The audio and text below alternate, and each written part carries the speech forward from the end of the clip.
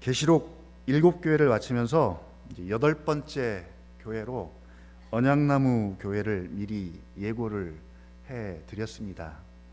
근데 막상 이제 언약나무 교회에 대해서 말하려고 하니까 당장 마땅한 본문이 없는 거죠. 어디서부터 출발을 해야 할지 좀 걱정을 했습니다.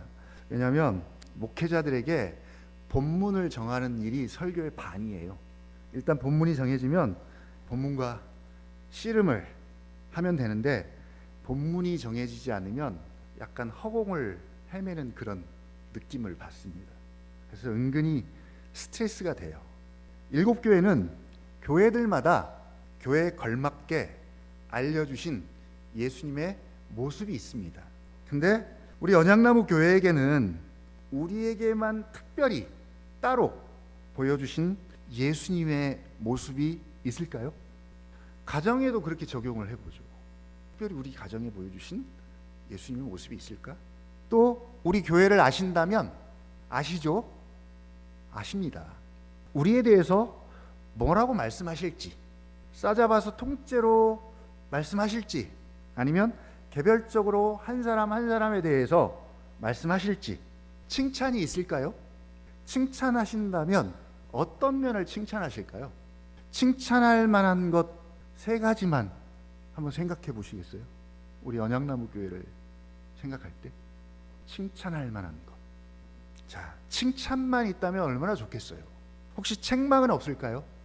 책망하신다면 어떤 부분을 책망하실까요? 그리고 이기는 자에게 주시는 약속이 있는데, 다른 것은 몰라도 언약나무 교회이니까 주님이 약속하신 언약 정도는 우리에게는 좀 있지 않을까요? 그런 생각을 좀 해봤습니다. 근데 뾰족한 대안은 없더라고요. 원래 자기 모습을 객관적으로 마주하고 보기가 정말 어려워요. 어렵습니다. 특히 하나의 교회지만 교회를 바라보는 생각과 시각들이 다 다르기 때문에 오늘 언약나무 교회에 대해서 속 시원하게 답은 못 드립니다. 그럴 수도 없고요. 왜냐하면 지금 7교회를 평가하고 칭찬하고 책망하시는 분은 예수님이세요. 예수님은 완전하신 분입니다. 객관적이세요. 의롭습니다. 어떤 것에도 치우치지 않습니다. 선입견도 없습니다. 그래서 가장 공정하게, 가장 정확하게 판단하시고 평가하시고 진단하시지만 우리는 그렇지가 못해요. 그래서 오늘 칭찬, 책망 그런 것은 없습니다. 단 그동안 우리 언약나무 교회가 교회로서 강조했던 것들, 가려고 하는 방향성에 대해서 잠깐 한번 짚어보는 시간을 가지려고 합니다. 참고로 이미 오 목사님이 언약나무 교회를 소개합니다라고 2023년 12월 24일부터 7주 동안 주보에 기록을 했고요. 그리고 그것을 이미 수요일날 설교를 통해서 8주 동안 설교를 한 것 같아요.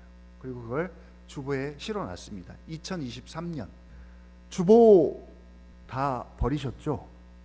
밴드에는 아직 남아 있습니다. 그래서 제가 밴드를 확인을 해봤어요. 참고해 보시고요. 이게 이제 시리즈물로 나왔기 때문에 제가 주보를 사실 다 이렇게 모아놨어요. 제가 가지고 왔어요. 그때 이 주보를.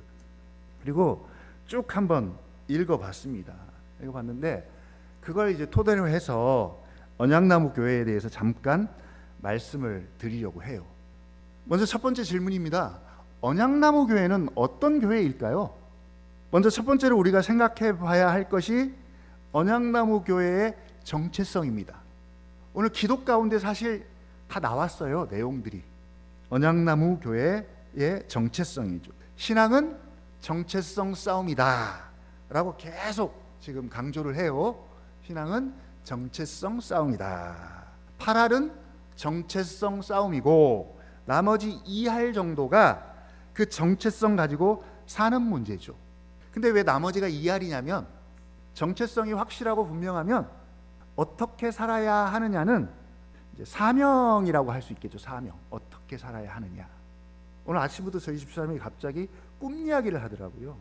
요회에서 사도행전 이야기를 하면서 자기가 옛날에 이제 이런 꿈을 꾸었는데 청년들은 환상을 보고 노인들은 꿈을 꾸고 이 이야기를 하면서 아직도 꿈이 없다는 거죠. 사명에 관한 이야기입니다. 이 사명이 정체성 안에 다 들어있어요. 있기 때문에 사명이 분명해집니다. 사명이 분명해지면 그 다음부터는 그냥 그렇게 살면 됩니다. 근데 사명이 정확하지 않으니까 어떻게 살아야 되지에 계속 질문을 하게 되는 거죠.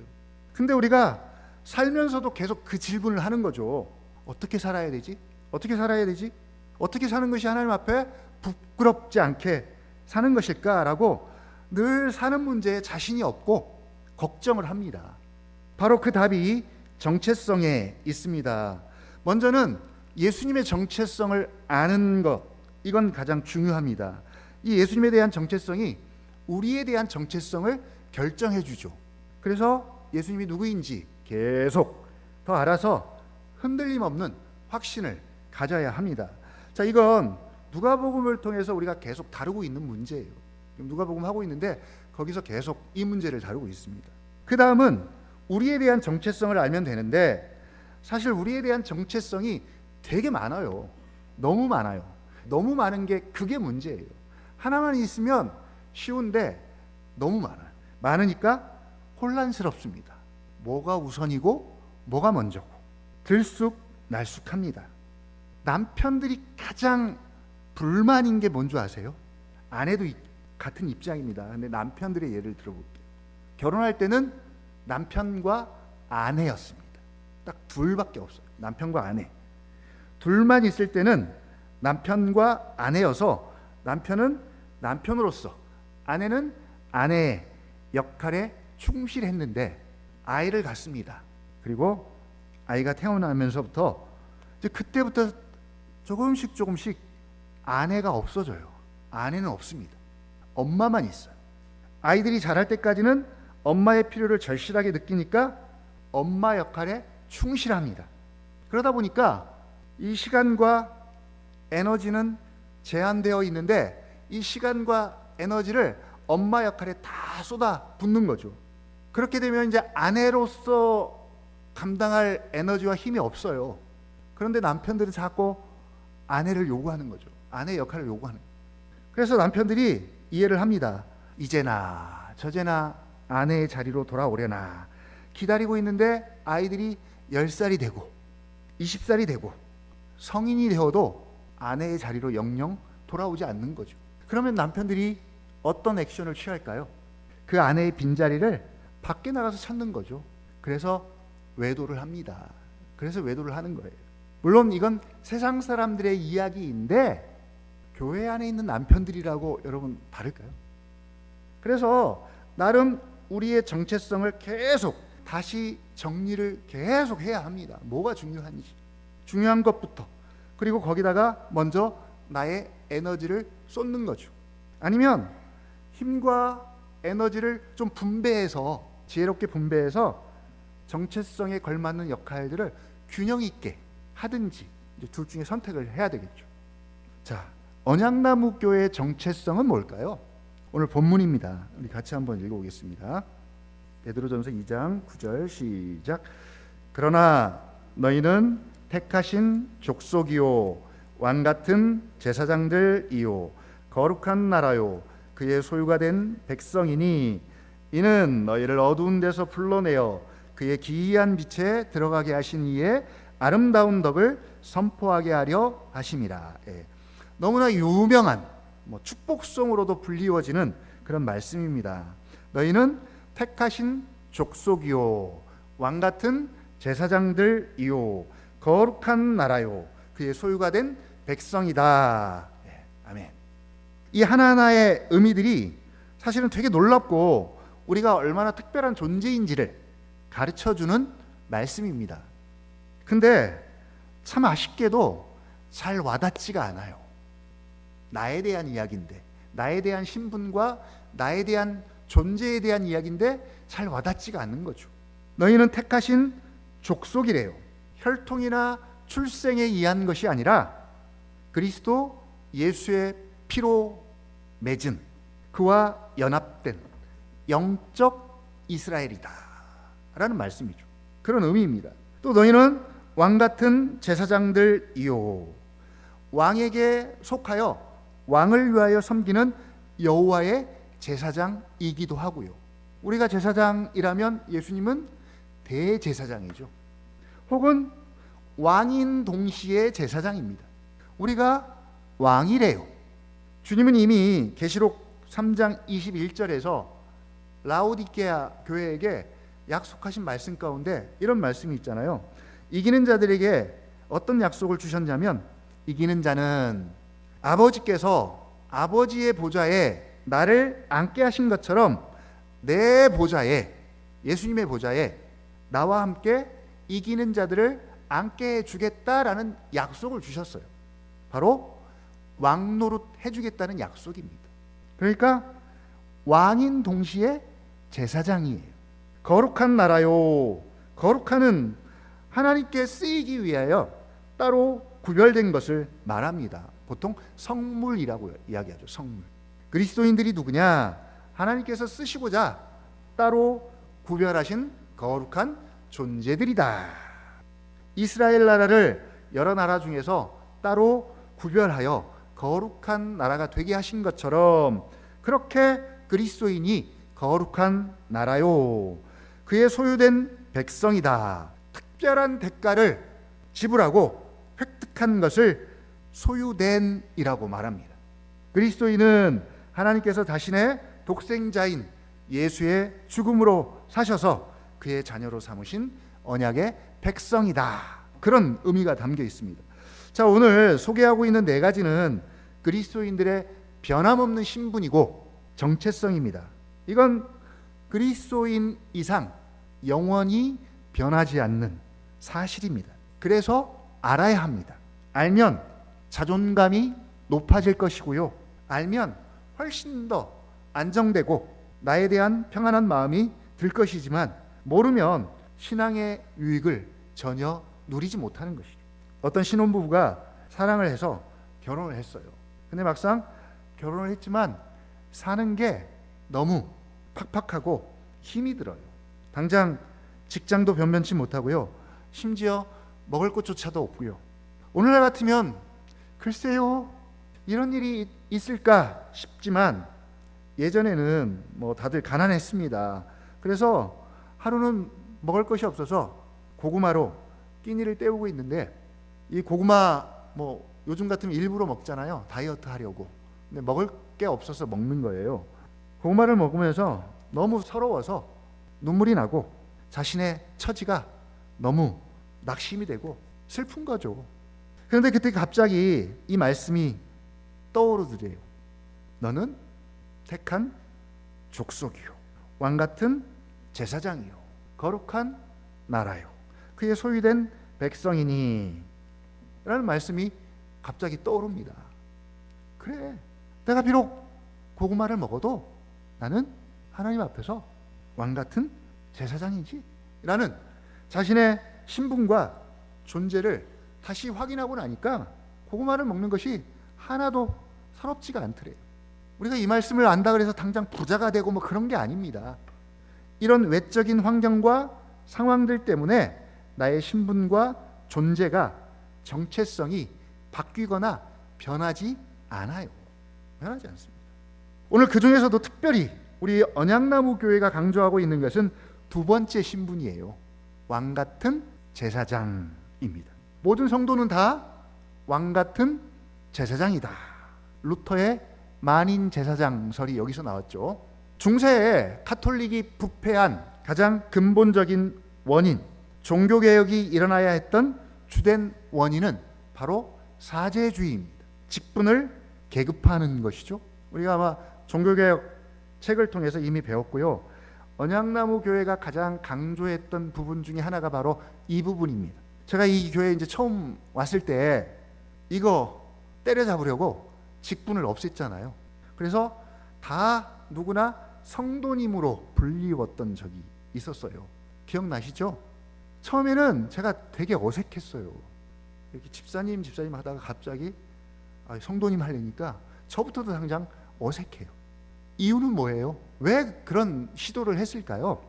바로 교회 부패의 원흉인 이 사제주의를 경계하고 종교개혁 이전의 교회로 돌아가지 않기 위해서 교회가 계속 개혁되어야 하는데, 그 개혁의 중심, 핵심이 뭐냐?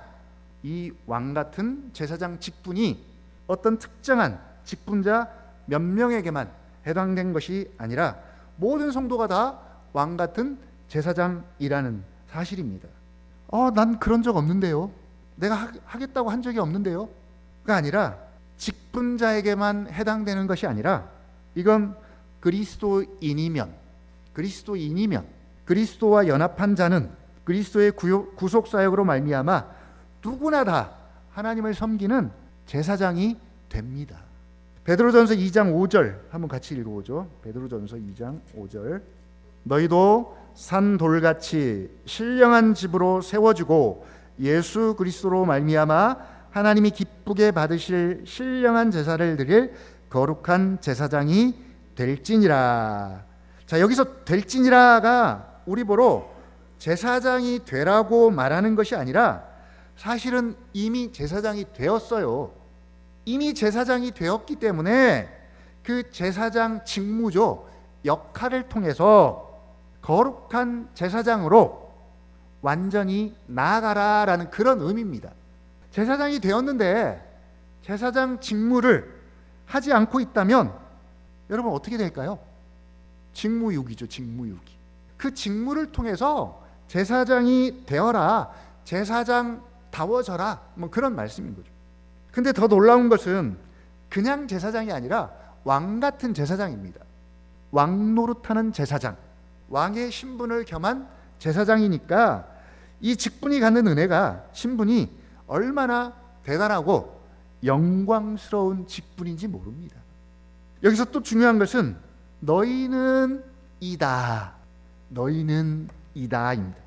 예수 그리스도 안에 있는 그리스도인이라면 한 사람도 예외 없이 왕같은 제사장입니다. 원래 그러면 아멘이 나와야 되는데 지금 표정들을 보니까 다 남 얘기하고 있네. 목사님이나 장로님 정도나 돼야지, 나 같은 사람이 무슨. 여러분, 그렇게 여겨야 하고 인식을 해야 합니다. 이건 지금 남 얘기하는 게 아니에요. 나는 이래서 안 되고요, 나는 저래서 안 되고요. 여러분, 그런 것은 없어요. 그건 예수 믿지 않는 사람들에게나 해당되는 말입니다. 여기서부터 이제 출발을 해야 합니다. 이건 출발이에요, 출발. 그 다음은 뭡니까? 왕같은 제사장이 될지니라. 되어라예요. 되어라. 제사장의 직무를 행해라. 제사장이니까 제사장의 일을 통해서 제사장의 정체성을 보여주는 것이죠. 소금 무엇으로요?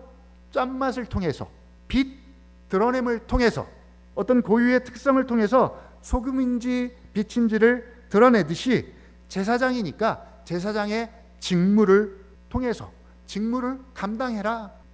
근데 중세는 그걸 못하게 막았잖아요. 그래서 평신호들이 못했어요. 그 직무를 특정 몇 사제들에게만 해당이 된다고 그걸 차단시켜 버렸어요. 막아버렸어요. 그래서 하나님을 만나기 위해서는 반드시 사제를 통해야 하고, 이걸 빌미로 해서 교회가 부패하기 시작한 것이잖아요.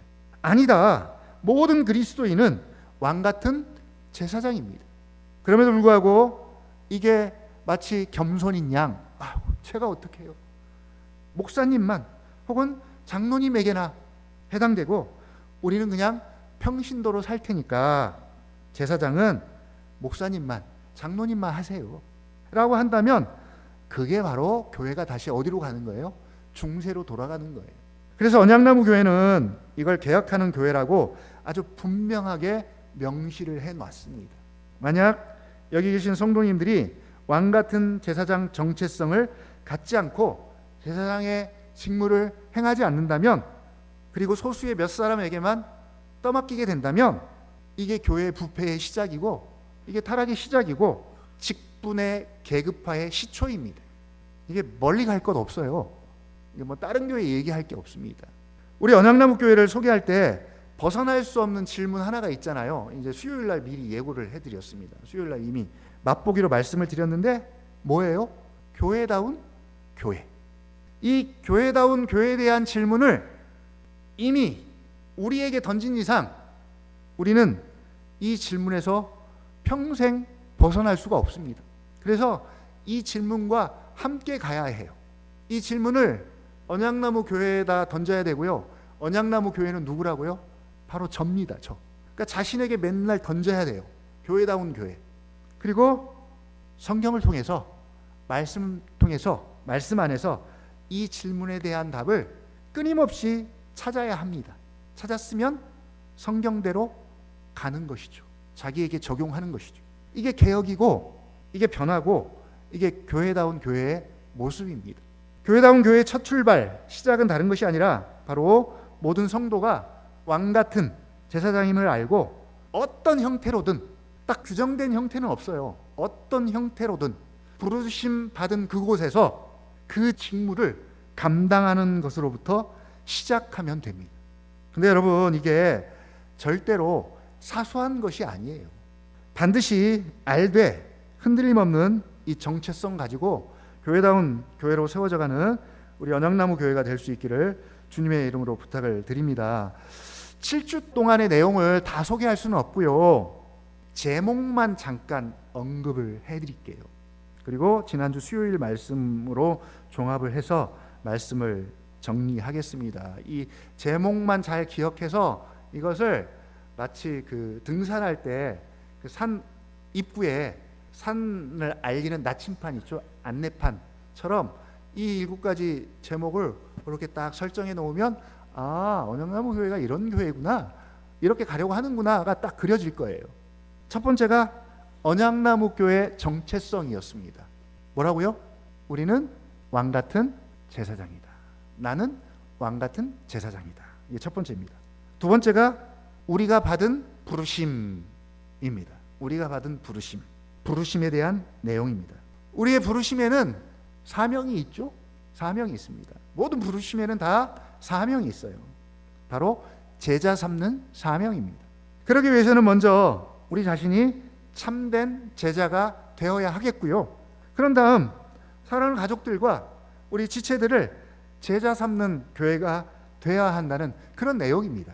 가정에서는 사랑하는 가족들을 제자 삼는 일을 하고, 교회에서는 지체들을 제자 삼는 일을 하는 거죠.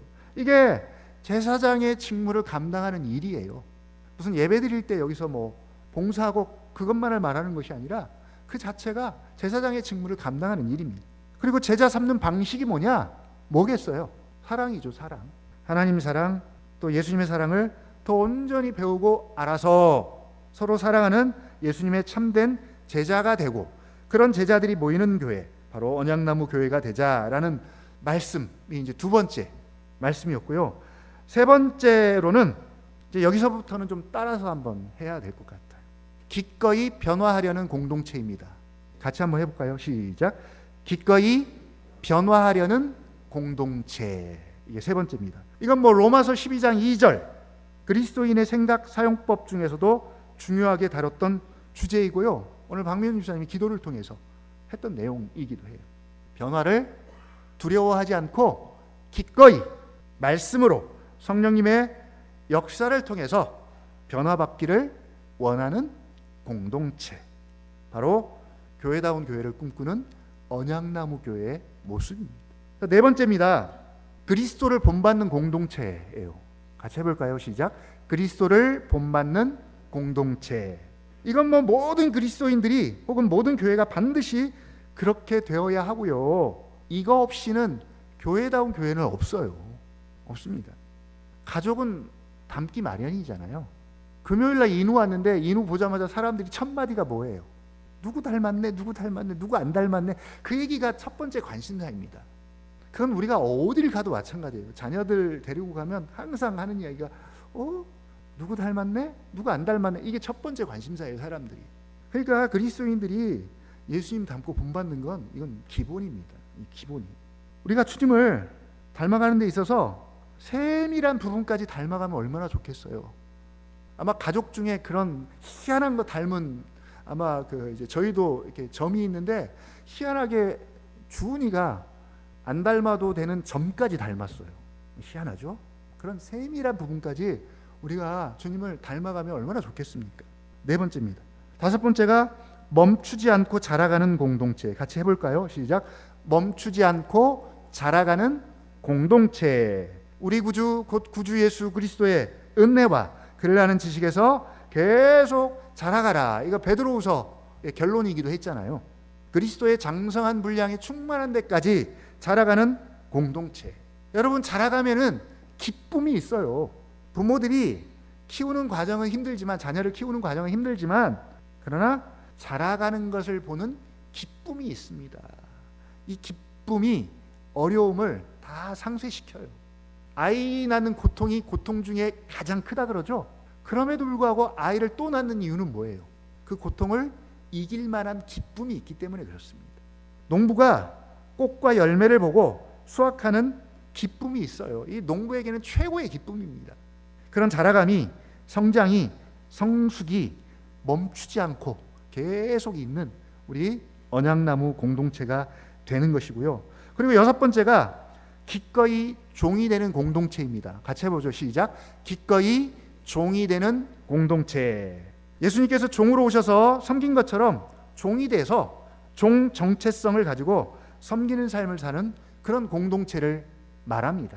요건 정말 제자다운 제자가 되지 않고는 불가능한 항목이에요. 이건 정말 어려운 항목입니다. 누가복음을 통해서 지금 제자들이 훈련을 받고 있잖아요. 제자들이 제자 훈련을 받고 있습니다. 인자가 온 것은 섬김을 받으려 함이 아니요 도리어 섬기려 하고 자기 목숨을 많은 사람의 대속물로 주려 함이니라 라고 철저하게 자신을 종으로 오셨고 종처럼 그렇게 섬기십니다. 그리고 제자들에게도 자기를 부인하고 자기 십자가를 지고 나를 쫓으라 라고 하셨는데, 제자들은 뒤에서 무슨 짓을 하고 있어요? 자기들끼리 누가 더 크냐, 우리 중에 누가 더 크냐 라는 논쟁을 벌이고 있어요. 누가 더 크냐, 누가 더 높냐, 누가 더 섬김과 인정과 영광과 존귀를 받는 지위와 권력과 위치에 있느냐. 이건 세상 사람들, 이건 세상에 사는 현대인들의 가장 큰 관심사예요. 이건 사고방식입니다. 그들의 사고방식이에요. 그래서 그들은 어떻게든지 높은 자리에 올라가야 돼요. 그게 직장에서의 직급이든 뭐든. 근데 제자가 되었어도, 사도가 되었어도 여전히 그 현대인의 정신이 들어앉아서 누가 더 크냐를 가지고 서로 싸움을 하고 있는 것이죠. 그 싸움을 지금 누가 하고 있어요? 사도라고 불리는 제자들이 그 싸움을 하고 있어요. 세상 사람들은 그런 싸움을 하는 것이 당연합니다. 근데 사도들, 제자들이, 성도들이, 그리스도인들이 그 싸움을 하고 있는 거죠. 예수님이 뭐라고 말씀하세요? 어린아이를 하나 데려다 놓고 이 어린아이 하나를 내 이름으로 영접하는 자는 나를 영접하는 것이고, 나를 영접하는 것이 곧 나를 보내신 하나님 아버지를 영접하는 것이다. 그래서 하나님 나라에서는 가장 작은 자가 큰 자다라는 아주 현대 정신과는 어울리지 않는 충격적인 말씀을 하고 계세요. 논지는 이겁니다. 어린아이는 당시에 가장 천한, 천대를 받아도 되는, 하대를 받아도 되는 가장 낮은 위치에 있는 사회적 약자예요. 당시의 어린아이는 그래요. 세상의 질서는 약자가, 낮은 자가, 종이 높은 자를, 주인을 섬겨야 하고 영접해야 합니다. 근데 예수님은 지금 그걸 거꾸로 말씀하고 계시잖아요. 하나님 나라에서 큰 자는 바로 그 가장 낮은, 사회적으로는 아무 가치도 없고 천대받아도 되는 그 어린아이를 섬기는 자다. 섬기는 자가 큰 자다. 자, 그러면 어린아이를, 가장 천한, 낮은 어린아이를 섬기려면 어떻게 해야 될까요? 그 어린아이보다 더 낮아져야 돼요. 더 낮아져야 돼요. 어린아이가 가장 낮은 위치에 있는데 여러분, 그보다 어떻게 더 낮아질 수 있을까요? 가능할까요? 어린아이가 가장 낮은 자리에 있는데 그를 섬기려면 그보다 더 낮아져야 된대. 가능할까요? 그래서 첫 번째 자격이 뭐라고요? 제자의 첫 번째 자격이 자기를 부인하는 것이라고 말하는 거예요. 자기 부인 없이는 어린아이보다 더 낮은 자리로 낮아질 수가 없습니다. 자기 부인 없이는 절대 불가능해요. 그런 일은 일어날 수가 없습니다. 그리고 바울은 그 낮아짐을 뭐라고 표현해요? 종이라고 표현합니다. 그래서 로마서 1장 1절 자신의 정체성을 예수 그리스도의 종 바울은 이라고 자기를 첫마디에 그렇게 소개해요. 얼마나 종의식으로 충만하면 자신을 처음 소개하는데 그것도 본 적도 없는 사람들에게 자신을 종이라고 소개하겠어요. 바로 언약나무 교회가 기꺼이 종이 되는 공동체래요. 여러분 가능할까요? 종이 되려면 얼마나 자기 부인을 해야 할까요? 제자도 마찬가지입니다. 바로 언약나무 교회가 되려는 교회의 모습이고요. 그러면 그런 종들이 되어서 뭘 할까요? 7번째입니다. 작은 목자들이 세워지는 공동체입니다. 같이 해볼까요? 시작. 작은 목자들이 세워지는 공동체입니다. 이런 공동체가 되기 위해서는 누구든 먹어야 하고 먹여야 한다. 되게 멋진 표현을 썼어요. 용 목사님. 뭐라고요? 먹어야 하고 먹여야 한다. 같이 해볼까요? 시작.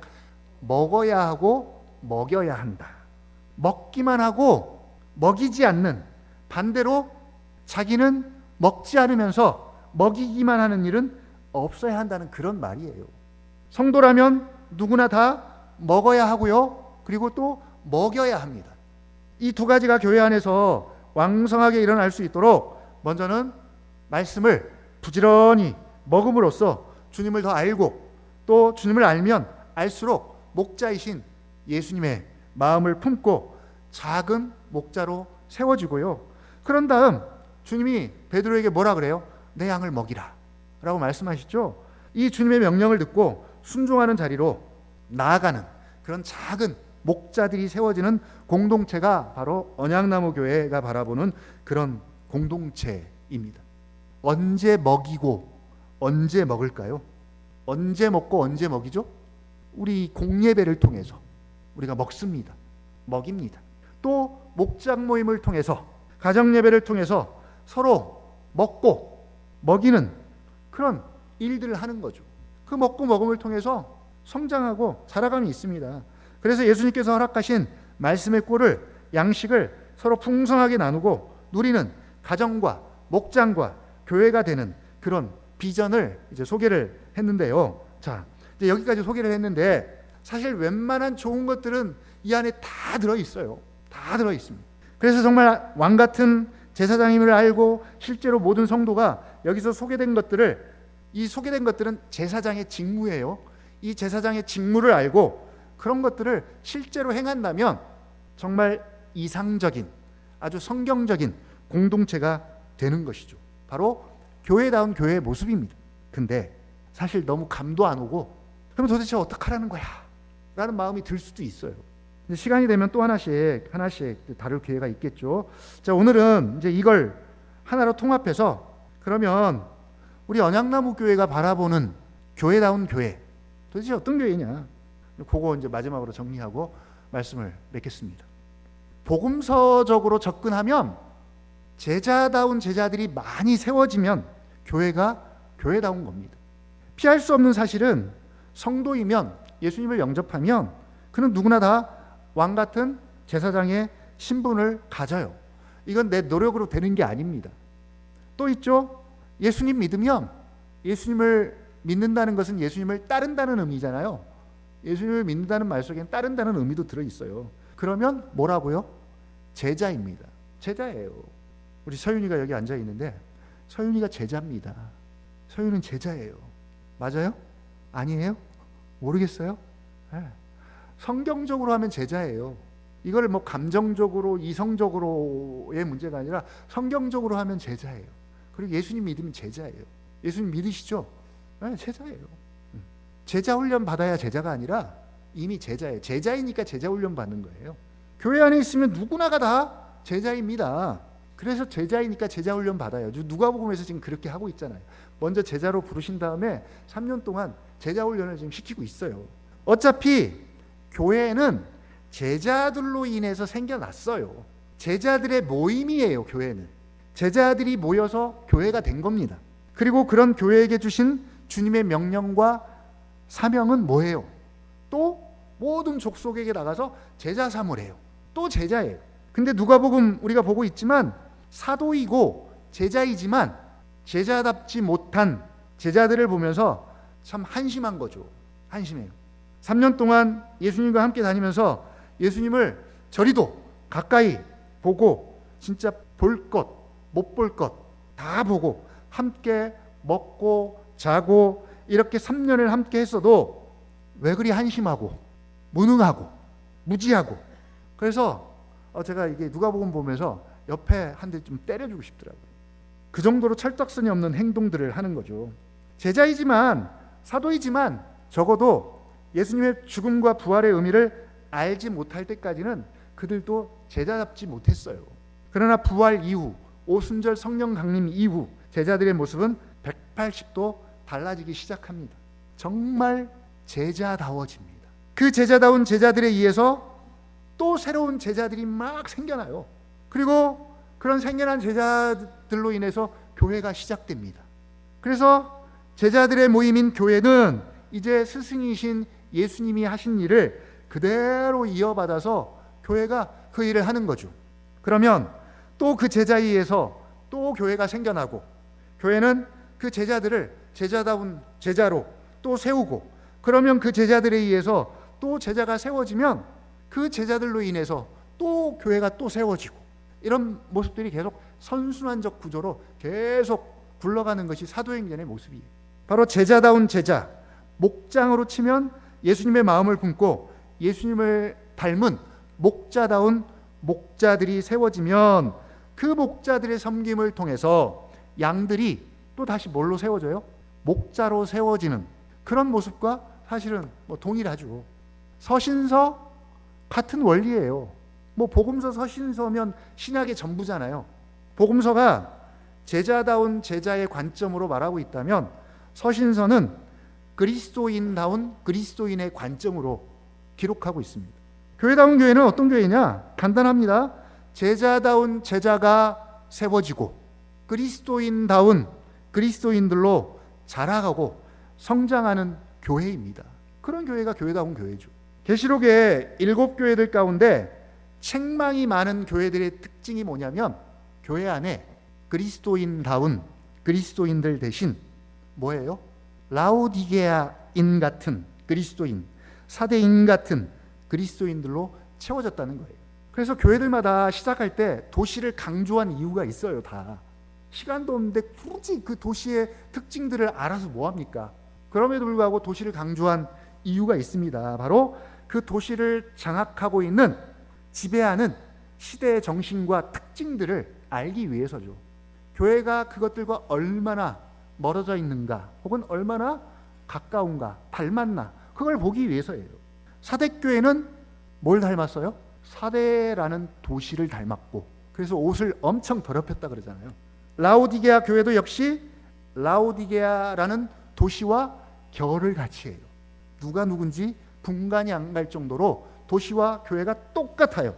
라오디게아라는 도시가 아주 부유한 도시인데 교회도 라오디게아인들처럼 아주 부유해요. 그걸 자랑합니다. 예수님이 그걸 깼죠. 원래대로라면 교회가 절대로 부유할 수가 없는데 그들이 부자가 된 이유가 뭐예요? 결국 교회가 그 도시 사람들과 같은 사고방식과 같은 생활방식으로 살았기 때문입니다. 한마디로 그리스도인다운 그리스도인들이 아니라 라오디게아인 같은 그리스도인이라는 것이죠. 사대교회도 마찬가지고요. 반대로 칭찬만 있는 교회들의 특징은 뭡니까? 그리스도인다운 그리스도인들로 교회가 채워졌어요. 그들 안에 그 도시인의 모습이 없어요. 있어도 아주 미미합니다. 바로 서신서가 기록된 이유가 바로 이 문제 때문이에요. 이 문제 때문입니다. 바울이 갈라디아서를 기록하면서 갈라디아 교회 성도들을 향해서 책망할 때 이런 호칭을 썼어요. 다른 곳에서는 성도들을 굉장히 높입니다. 예를 들면 에베소에 있는 성도들에게 편지를 쓸 때는 에베소에 있는 성도들과 그리스도 예수 안에 있는 신실한 자들에게 편지하노니 라고 하면서 성도들을 굉장히 긍정적으로 또 좋게 표현을 합니다. 로마서도 마찬가지입니다. 로마에서 하나님의 사랑하심을 받고 성도로 부르심을 받은 모든 자에게 편지하노니라고 하면서 되게 깍듯한 예의를 갖춰요. 근데 갈라디아서에서는 갈라디아 성도들에게 이렇게 책망합니다. 갈라디아서 3장 1절 어리석도다 갈라디아 사람들아, 갈라디아인들아, 예수 그리스도께서 십자가에 못 박히신 것이 너희 눈앞에 밝히 보이거늘 누가 너희를 꾀더냐.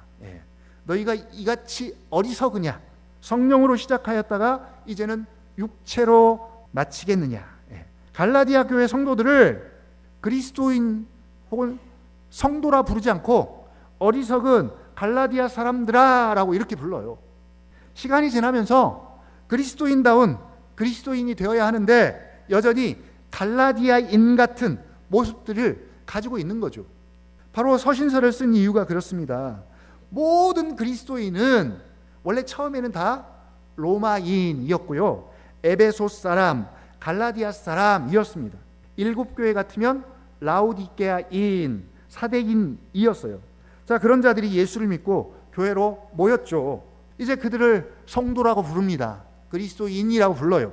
근데 성도고 그리스도인이지만 이제 성도가 된지 그리스도인이 된지 얼마 안 됐기 때문에 그들에게 성도란, 그리스도인이란, 그리고 어떻게 그리스도인이 된 건지, 그 의미는 뭔지, 그리고 그리스도인으로서 어떻게 살아야 할 것인지 잘 모르기 때문에 그걸 알려주기 위해서 로마서도 기록했고 서신서들을 그렇게 쓴 거예요.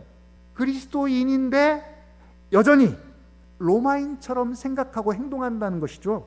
바로 그런 그들에게 로마서를 썼어요. 제가 로마서를 강조하는 이유는 이제 곧 로마서를 하려고 하기 때문에 강조하는, 그들이 어떻게 그리스도인이 되었는지, 그리스도인으로서 복음에 걸맞는 합당한 생각은 뭔지, 사고방식은 뭔지, 걸맞는 생활방식은 뭔지를 가르치기 위해서 썼습니다. 다른 서신도 마찬가지고요. 그러면 이 편지를 받은 다음에 그들은 어떻게 변해야 됩니까? 점점 로마인의 모습의 특징과 사고방식과 삶의 방식들이 그리스도인다운 그리스도인들로 변하는 것이죠. 변해야 합니다. 성장하고 자라가고 성숙해야 해요. 이 내용들이 지금 우리 언약나무 교회 가운데 다 들어있잖아요. 기꺼이 변화되는 공동체, 멈추지 않고 자라가는 공동체 다 들어있잖아요. 그래서 자라가면 점점 로마인의 색깔과 냄새가 사라지고 성숙한 그리스도인다운 그리스도인의 모습만 보여야 되는데, 이게 정상인데, 그렇게 오랜 시간이 흘렀는데도 불구하고 교회인 그리스도인들이 로마인의 사고방식과 생활방식을 계속 고집하고 살아간다면 그게 바로 책망받았던 사대교회의 모습이고 라오디게아의 모습이고요, 갈라디아 교회의 모습입니다. 그러면 이제 마지막으로 제자다운 제자와 그리스도인다운 그리스도인으로 우리 언약나무 교회를 적용해 보면 됩니다. 적용해 보십시오. 우리 교회 안에 그리스도인다운 그리스도인으로 자라감이 있는가? 이건 뭐 교회의 시스템이나 뭐 체계를 말하는 것이 아니에요. 나에게 적용해 보면 됩니다. 내가 교회입니다. 내가 그리스도인다운 그리스도인으로 지금 성장하고 있는가? 멈추지 않고 변화되어져 가고 있는가? 제자다운 제자로 세워져 가고 있는가를 먼저 진단하고 평가해 보면 됩니다. 여러분 잘 가고 있나요? 가는 것까지는 뭐 그 다음 문제고, 우리가 어디로 가야 되지? 방향성 정도는 알고 있나요? 가고 있다면, 그렇게 되면 교회다운 교회로 가고 있는 거예요. 반대로 그리스도인의 반대는 뭘까요? 그리스도인의 반대. 우리는 라오디게아인도 아니고요, 로마인도 아닙니다. 우리는 누구예요? 우리는 현대인이에요. 현대인. 우리는 다 누구나 현대인입니다.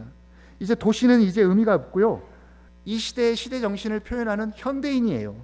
허영의 시장, 철로역정에 나오는 허영의 시장 사람들이 현대인을 대표합니다. 현대인. 우리도 다 원래 현대인이었습니다. 그러다가 주님의 은혜로 구원을 받고 이제 그리스도 안에서 그리스도인이 되었습니다. 그리스도인이 된 순간부터 자동으로 완전한 그리스도인이 되면 좋은데 그런 일은 없어요. 속사람은 그리스도인이지만 여전히 겉사람은 현대인이에요. 이 싸움이죠. 겉사람도 점점 그리스도인다운 모습으로 변해가야 되는데 이게 잘 안 되는 거죠.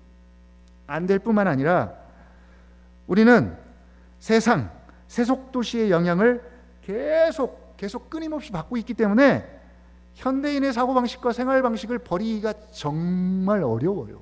원래는 성경적으로 적용하면 그리스도인다운 그리스도인이 되어서 복음에 걸맞는 사고방식과 생활방식을 우리가 덧입어서 제일 먼저 가정에서 혹은 교회에서 우리가 속한 직장에서 선한 영향력을 끼치는 것이어야 되는데 이게 성경적인 구조입니다. 그래서 빛으로 소금으로 우리가 뭐 안 해도 그냥 그 사람의 생각하는 방식과 뭐 생활 방식 막 드러나면 사람들에게 선한 영향력을 주는 거죠. 예를 들면 요즘 현대인들이 가장 많은 관심을 갖는 게 뭐예요? 주식, 부동산 이런 것들이잖아요.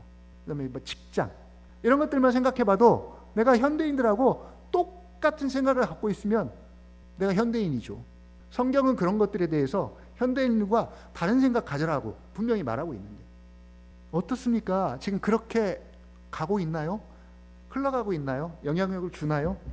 근데 지금 반대로 할 가능성이 훨씬 많아요. 반대로.